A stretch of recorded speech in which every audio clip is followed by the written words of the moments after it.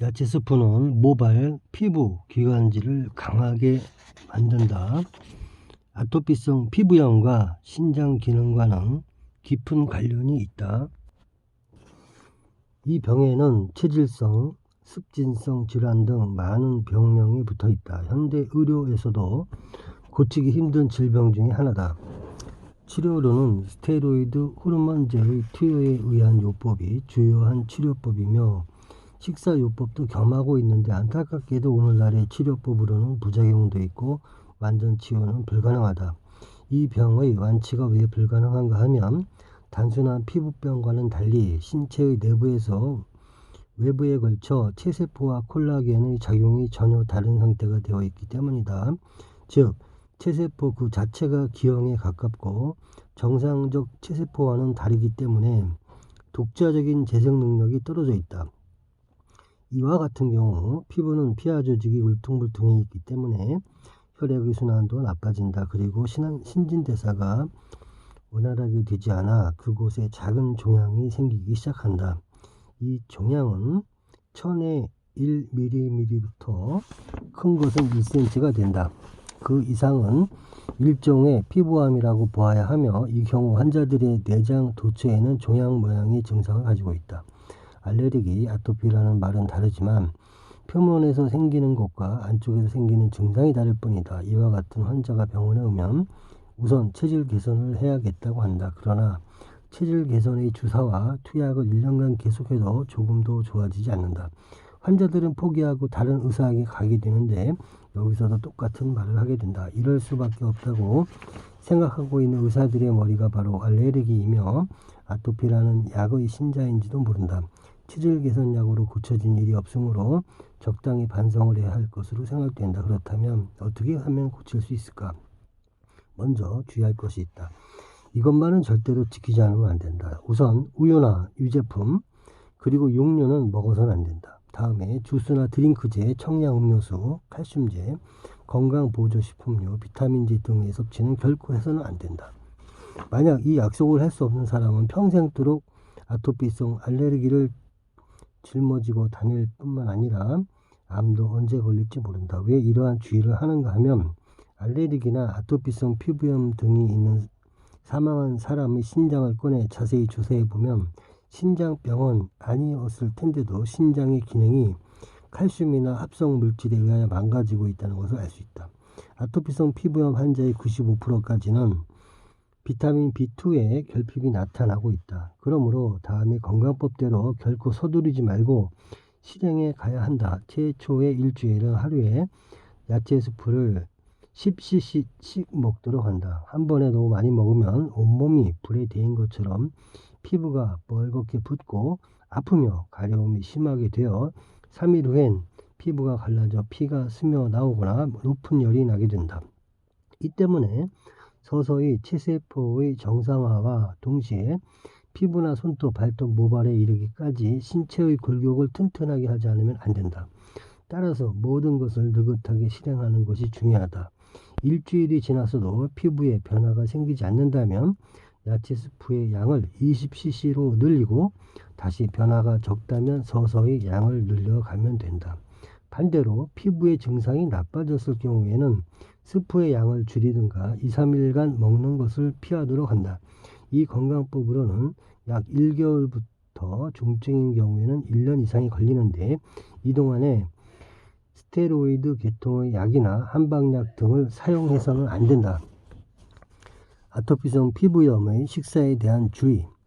아토피성 피부염이 있는 사람은 비타민 B2가 결핍되어 있는 사람이 많고 구내염이 생긴다. 이때에는 일주일만 비타민 B2정을 하나씩 먹도록 한다. 그리고 야채 스프는 하루에 10cc부터 서서히 그 양을 늘려가면 된다. 몇 번이고 거듭 말하거니와 우유나 유제품, 육류가 든 스프 등은 절대로 섭취해서는 안 된다.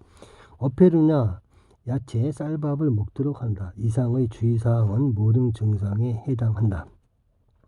이 지시대로 실행하고 있으면 체세포의 재생 능력이 이제와는 달리 3배의 세력으로 증감을 반복하여 젊고 정상적인 체세포가 생겨남과 동시에 피부나 모발, 그리고 손톱으로부터 뼈의 모든 것이 튼튼하고 싱싱한 피부로 바꿀 수가 있다. 참고삼아 아이들의 피부병에 심상성 피부염이라는 것이 있다. 그것은 등 허리에 둥글게 생기는 증상인데 아토피성이라고 의사들은 말한다. 이 병에 걸리면 여관에서 낫지 않고 어떤 약을 먹고 발라도 일시적으로는 좋아진 것 같지만 곧 재발하여 결국 완치되지 않는다. 그러나 우유를 먹이지 않게 되면 일주일이면 거뜬히 나을 수 있다. 동물성 지방과 칼슘이 얼마나 무서운가를 알 수 있다.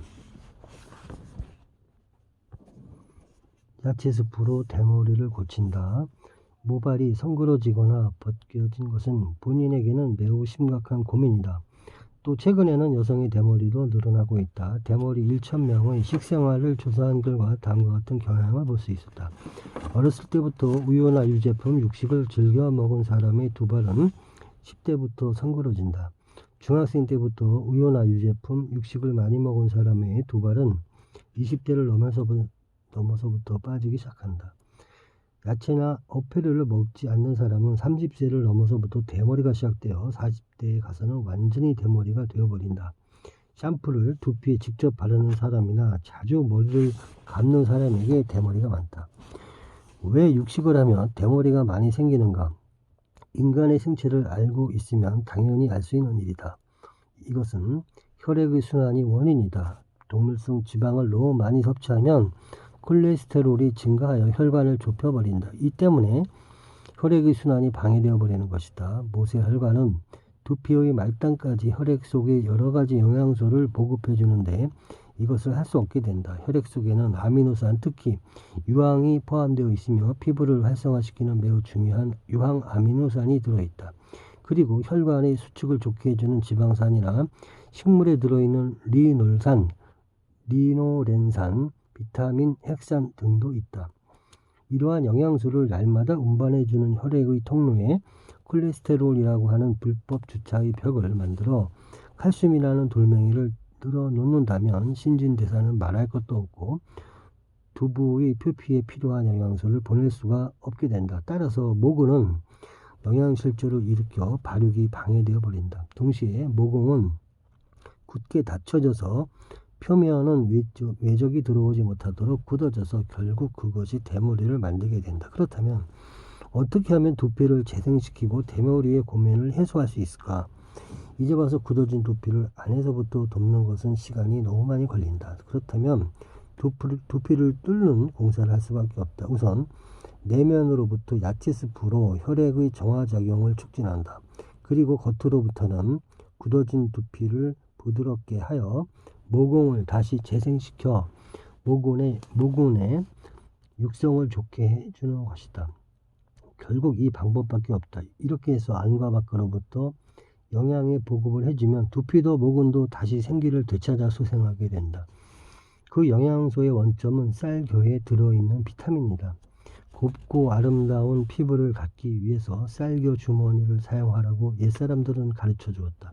그대로부터의 비법은 화학이라고 하는 물건에 의해 잊혀져 가고 있는데 필자의 예방의화학연구소는 30년 전부터 쌀교에 대하여 연구를 거듭하고 있다. 그런데 놀라운 것은 쌀교에 들어있는 비타민의 종류는 무려 1200가지 이상이나 되며 그야말로 비타민의 보고이며 미지의 세계이기도 하다. 이 비타민을 철저하게 연구하고 문헌으로 정리하려 한다면 10년 이상이 걸릴 것이다. 이 연구 내용은 그만두고라도 모발이 빠져 성글게 되어 고민하는 사람들을 위해 필요한 부분만 설명하기로 하겠다. 1. 피부의 활성화를 조장하는 아미노산은 유황을 포함한 유황 아미노산이 가장 효과가 있다. 2.